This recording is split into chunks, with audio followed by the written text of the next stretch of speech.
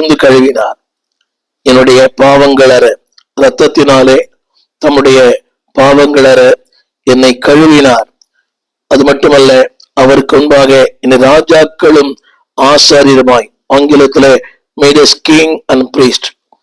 அன்பானவர்களே, இன்னைக்கு நாம எல்லாம் ஊழியா இருக்கிறோம். ஆனா அந்த நாட்கள் அப்படி இல்லை.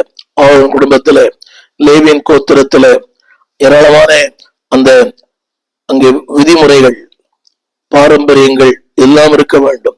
ஆனா இன்றைக்கு தேவன் உங்களை என்னையும் ஆசாரியர்களாய், ஆன்மீகத்திலும் உலக பிரகாரமான காரியங்களும் ராஜாக்களும் அதிகாரம் உள்ளவர்களாய், ஆசாரியர்களும் அவருக்கு முன்பு நிற்க, பரிந்து பேச, ஜனங்களுக்காய் மன்றாட உங்களையும் என்னையும் தேவன் தெரிந்து கொண்டிருக்கிறார்.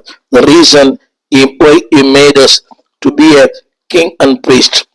அடுத்த குறிப்பு, அன்பானவர்களே, 119 சங்கீதம் 73 உம்முடைய கரங்கள் என்னை உண்டாக்கிறது, என்னை உருவாக்கிற்று. ஏனென்றால் உம்முடைய கற்பனைகளை நான் கற்றுக்கொள்ளவும், அது மட்டுமல்ல உணர்வுள்ளவனாய் நான் மாறும்படியாகவும். அருமையான வார்த்தை. அந்த வார்த்தை சொல்கிறது, திருமுறை படிக்கிறேன், உம்முடைய கரங்கள் என்னை உருவாக்கிற்று. Your hands have made me. அவருடைய கரம் உங்களை உருவாக்கிற்று.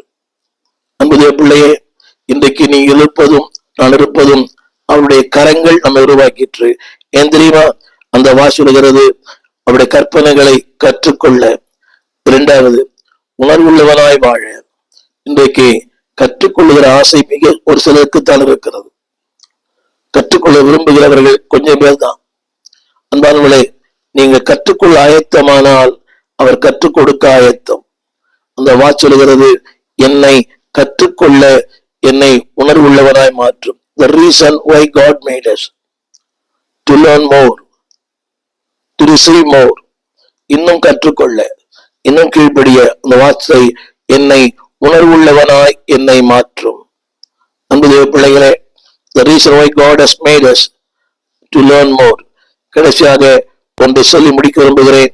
சங்கீதம் 95:6 அந்த வார்த்தை இப்படி சொல்லுகிறது, நம்மை உண்டாக்கின கர்த்தருக்கு முன்பாக நாம் பணிந்து குனிந்து முழங்கால் படியிட கடவோம். பாருங்கள், நம்மை உண்டாக்கின கர்த்தருக்கு முன்பாக worship before the Lord. தமிழை திரும்ப சொல்லுகிறேன், நம்ம உண்டாக்கின கர்த்தருக்கும், நான் சொன்ன எல்லா வசனங்களிலும் நம்மை உண்டாக்கின நோக்கம், உண்டாக்கின அந்த குறிக்கோள், சொல்ல உண்டாக்கின தேவனுக்கு முன்பாக பணிந்து குனிந்து முழங்கால் படியிட்டு. இன்னைக்கு எந்த சபை